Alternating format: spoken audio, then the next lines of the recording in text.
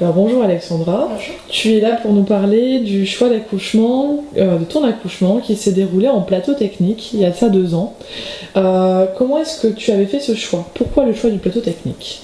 Je me voyais pas en fait accoucher en maternité tout simplement. Donc pour moi la maternité c'est si on a une pathologie, si on a un problème, que ce soit problème au niveau de la maman directement ou admettons un problème de croissance au niveau de l'enfant.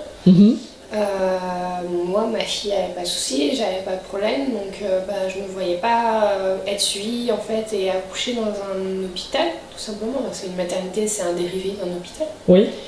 Et ça me paraissait pas naturel en fait pour moi.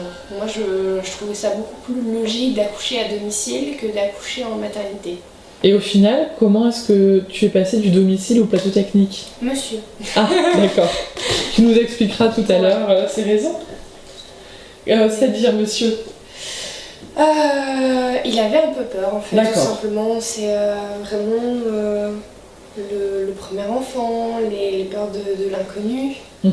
Et du coup, en fait, c'est pour ça qu'on s'est tourné vers le plateau technique. On a trouvé le juste milieu. Je faisais l'effort d'être en plateau technique et lui a fait l'effort d'aller vers le plateau technique. D'autres choses qu'un accouchement traditionnel en maternité. Il faut vraiment imaginer le point A, le point C et on allait au point B. Et du coup, ce compromis, est-ce que ça a été l'objet d'arguments très appuyés? Comment tu as fait pour le convaincre? Sincèrement, Oui, non. ah oui. C'était limite plus compliqué à l'exposer l'argumentation de vouloir un enfant que la recherche en fait, d'accouchement en plateau technique en fait, tout simplement. Ok. Non, ça va, il n'a pas été. C'est quand même un homme qui est assez ouvert d'esprit. Oui. Donc tu lui exposes ton point de vue, tu lui dis je fais ce choix parce que il y a X et Y raison, et il t'écoutera et lui fera son idée, son chemin, mais bon, lui il est plus lent que moi, donc moi je suis du genre à foncer et lui est du genre à prendre 3-4 mois. À bien mesurer les choses. Ouais, voilà, lui il réfléchit beaucoup plus qu'il agit et moi j'agis un peu trop vite. Donc ça, on va bien ensemble pour ce coup. Une fois que votre décision a été prise, du coup, ce compromis du plateau technique, comment est-ce que vous l'avez présenté à votre entourage? J'irais assez simplement, j'ai envie de dire, dans le sens où pour moi c'est notre choix. Le seul qui aurait pu changer mon choix c'était lui. Oui. Il l'a fait d'ailleurs, mais dans un autre sens, les amis, la famille, ils n'ont pas leur mot à dire. D'accord. C'est ma grossesse, mon accouchement, ma famille, et ça les regarde pas. Je leur en ai parlé, certains, d'autres non. La majorité quand même le savait, mais de comment on réagit, ma belle-mère très bien. Oui. Parce que, très surprenant, mais vrai, elle voulait accoucher à domicile à la base. D'accord. Ça s'est pas fait parce que les aléas de la vie ont fait que, mais déjà à l'époque en fait il y avait le problème de pas trouver une sage-femme en fait qui pratiquait les aides. Oui. Mais très très bien réagi, elle était à 200% pour, elle m'a vachement bien conseillé, je me suis beaucoup rapprochée de ma belle-maman durant en fait, ma grossesse à cause de ce sujet-là en fait. D'accord. Mon beau-papa par contre, un peu plus dur on va dire, parce que lui, il y a un chemin simple, il y a la maternité, pourquoi tu te compliques la vie, pourquoi tu cherches à aller faire autre chose, pourquoi tu cherches à batailler, tu cherches l'attention ou tu cherches quelque chose dans ce genre-là, alors qu'en fait, non, c'était juste que c'était notre choix tout simplement, et il y a des avis assez arrêtés sur ces sujets-là, sur la grossesse, le choix d'accouchement, sur l'allaitement long, tous ces sujets-là pour lui, mais on s'embête la vie à chercher à faire autrement alors que il y a 100 fois puissant. Pourquoi tu vas pas simplement à ta pharmacie, t'achètes ton lait artificiel et pourquoi tu t'embêtes avec les problèmes de crevasse, admettons. Et faut aller plus loin en fait. Finalement, tu le bouscules dans ses convictions. Ouais, mais je ne laisse pas le choix. Oui. Mais ouais, non, lui, ça a été dur. Quand il a vu ma fille, il comprenait pas pourquoi. Moi, je refusais que, par exemple, il la prenne pas toutes les 5 minutes. Pourquoi je refusais qu'il lui donne pas le biberon ou des choses comme ça. D'un côté, en fait, je pense qu'il a dû le vivre dans un sens où je l'empêchais d'être grand-père, alors que, bah non, c'était pas ça. C'est juste que j'estime que quand on devient parent, on a nos choix, et lui, il a fait ses choix en temps et en heure. Il a fait ses choix pour ses 3 enfants. J'ai fait les miens pour ma fille, et je veux dire, quand on est parent, quand on se fait juger par les beaux-parents, on n'a pas envie, ça nous embête. Bah, c'est pareil, quand on devient grand-parent, on ne refait pas les choses qui nous ont embêtés avec nos propres beaux-parents, et c'est ça qui a été le plus compliqué en fait avec lui. Ça t'a fait progresser, toi aussi, ce cheminement en fait vers l'accouchement à domicile ou plateau technique, c'est des choses qui t'ont fait avancer? Ouais, je suis entre guillemets passée de la gamine à la femme. C'est-à-dire que même si j'ai toujours été plus mature, je suis passée... j'ai commencé à vivre avec mon compagnon à 16 ans. À 18 ans, je suis tombée enceinte. Donc les regards, etc. Ça a été peut-être un peu compliqué, mais je suis quand même pas du caractère à me laisser abattre par des regards. Mais sinon, ouais, ma grossesse m'a beaucoup apporté, beaucoup appris.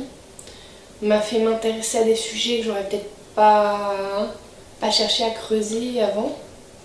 Parce que maintenant, en fait, je travaille dans tout ce qui est maternité, donc je suis très affiliée à la maternité de Valenciennes, donc j'accompagne des mamans sur leur allaitement, j'accompagne des mamans sur le portage en eux-mêmes, donc je suis en portage.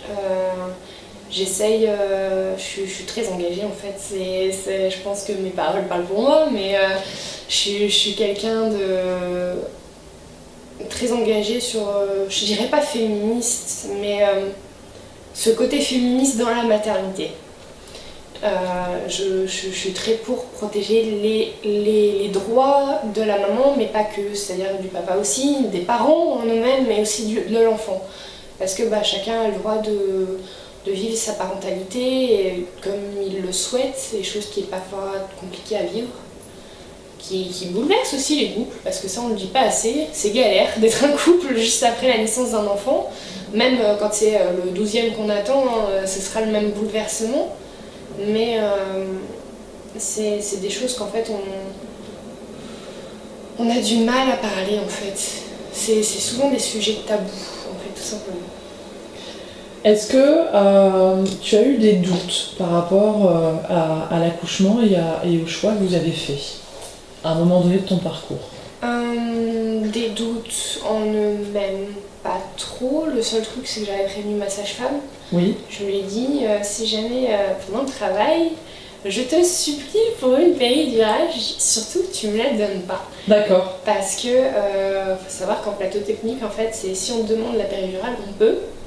En fait, c'est ça qui est plus en fait dans le projet du plateau technique. C'est-à-dire qu'en maternité, c'est très très très ouvert la péridurale. Oui. Comment dire, à domicile en lui-même, c'est beaucoup plus fermé parce que faut se déplacer. Oui. Donc il y a ce chemin de devoir se préparer, devoir partir, il y a tout ce chemin-là, donc c'est beaucoup plus fermé. Il y aura forcément un transfert. Mais par contre, en plateau technique, le truc qui est pas facile, c'est qu'on souhaite ne pas l'avoir, mais en même temps, t'as juste le couloir à traverser et t'y es. Donc tu changes simplement de salle, mais ce simple changement de salle te fait changer totalement de projet. C'est-à-dire que tu passes du truc pas du tout médicalisé à un truc surmédicalisé. Donc juste un passage de porte en fait te fait passer complètement de l'autre côté.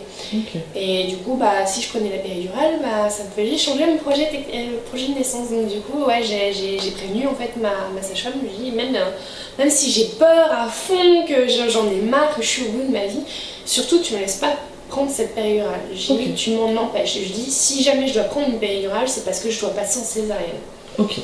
Alors du coup tu parles du plateau technique de Lens, donc c'est là où tu as accouché, c'est pas tout près, ça représente à peu près 1 heure de déplacement par rapport à ici, alors que Valenciennes est juste à 10 minutes. Qu'est-ce qui t'a fait te diriger vers Lens, et aussi comment tu as choisi ta sage-femme, celle dont tu parlais tout à l'heure, qui est Amandine? Ouais. Un peu par mon choix, parce que je connais pas trop les autres régions, mais en région du Nord, on n'est pas très fourni, parce qu'on est proche de la frontière belge. Et en fait, en Belgique, il y a beaucoup de sages-femmes pratiquant les aides, c'est assez ouvert en Belgique, ils ont beaucoup moins l'esprit étriqué là-dessus. D'accord. Il y a beaucoup de maisons de naissance. Ok. Donc du coup, il y a plus de... Enfin, il y a plus ce côté de... il y a à côté, donc du coup, pourquoi ouvrir ici? Comment s'est passé l'accouchement? Est-ce qu'il a été à la hauteur de tes attentes? Est-ce que tu l'as bien vécu avec ton conjoint? Très très bien. Ça a été un très beau moment que je garderai toujours en mémoire. Oui. Peut-être pas toujours évident, mais ça reste un accouchement en soi. Sinon, j'ai pas de regrets par rapport à ça. C'est-à-dire que j'ai été super bien suivie. Je suis tombée sur une sage-femme en or, donc qui m'a permis de faire beaucoup de choses. J'ai gardé mon placenta, j'ai pu couper le cordon bien plus tard. Elle n'a pas touché ma fille. C'est des choix en fait que tu avais fait pendant que tu réfléchissais à comment allait se dérouler ton accouchement. Ouais. Et au final, tout a été respecté. Laisse-moi réfléchir, mais oui, normalement oui. Il y a juste une chose que vous n'aviez pas anticipée. Ah oui, il y a... En fait, on avait prévu de faire ce qu'on appelle une naissance à 4 mains. Oui. Donc, c'est-à-dire 4 mains, 2 mains pour la sage-femme, 2 mains pour le papa. Oui. Donc en résumé, c'est la sage-femme qui guide les mains du papa pour réceptionner l'enfant. Oui. Parce que ma fille, en fait, elle est sortie comme un boulet de canon. Donc du coup, il n'y a personne qui a eu le temps de faire quoi que ce soit. Mais non, en fait, ma fille, elle est passée de non engagée à engagée, poche qui perçait en même temps. Ah oui. Et en fait, en 12 minutes, ma fille était là. J'ai percé ma poche à minuit pile, à 12, elle était là. C'est un travail qui était très intense alors. Très long surtout, j'aurais dit, mais parce que j'ai fait 3 jours de travail en tout. Ah oui. Donc assez long. Mais comment dire, en plus j'ai stagné pendant plusieurs heures au niveau de mon col, qui a un petit peu inquiété Amandine quand même, qui a appelé durant le travail Thaïs de mémoire, pour lui demander en fait tout simplement son avis. Oui. Mais le cœur de ma fille allait très bien, moi j'allais très bien, donc du coup elle a laissé faire les choses. Mais en maternité, j'aurais peut-être pas eu cette chance-là. Ok. Et du coup, en fait, grâce à ça, j'ai pu voir qu'en fait, le côté psychologique travaille beaucoup sur la naissance. Parce que c'est là où on voit où si maman est pas prête à devenir maman, bébé il vient pas. Et c'est souvent quand on lâche prise qu'on devient maman. Ok. Et les mamans qui se disent « Ah non, je veux accoucher à 39 semaines », et souvent en fait c'est parce qu'elles y pensent trop, qu'elles lâchent pas assez prise, que ça vient pas. Et de toute façon, une grossesse c'est 40 semaines. Alors, avec le recul, finalement tu n'exprimes pas de regrets par rapport à la manière dont s'est déroulé l'accouchement. Donc il me reste une dernière question à te poser. Si tu avais des conseils à apporter aux futurs parents dans le choix de leur lieu de naissance, qu'est-ce que tu pourrais leur dire ? De s'écouter et de se faire confiance et de creuser aussi. De ne pas s'arrêter aux premières infos et se dire c'est les bonnes. Chercher à toujours confronter, c'est-à-dire confronter le pour et le contre et quitte à se faire bêtement une liste du pour ou contre. Qu'est-ce qu'il y a de pour l'accouchement à domicile, qu'est-ce qu'il y a de contre l'accouchement à domicile et inversement pour la maternité, inversement pour le plateau technique. De vraiment peser le pour et le contre pour pouvoir en fait se faire un choix en fait éclairé et une idée sur quoi partir. Ok. Parce que c'est des approches totalement différentes en fait tout simplement et c'est comment est-ce qu'on veut être suivi, comment est-ce qu'on veut vivre ce moment, est-ce qu'on veut être totalement libre, est-ce qu'on veut être à la maison, est-ce qu'on veut être absolument avec des médecins. Il n'y a pas de... Je dirais pas qu'il y a pas de bon ou mauvais choix à faire. Je dirais juste qu'il y a un choix qu'on a peut-être du mal à laisser ouvert en France, mais il y a un choix à faire. Et selon ses désirs, selon les désirs du couple aussi, on on se tourne vers tel ou tel choix. Moi je voulais un accouchement à domicile, finalement ça a été plateau technique parce que le choix de couple a été du plateau technique. A fait évoluer en fait ton... Ouais, c'est ça. Même si au prochain ce sera à domicile. Ok. Eh ben, je te remercie beaucoup Alexandra, merci de nous avoir fait partager cette partie-là de ton intimité, de ta vie. Et puis j'espère du coup que ce que tu apportes comme information permettra aux autres parents d'y voir un petit peu plus clair. Ouais. Merci infiniment. De rien.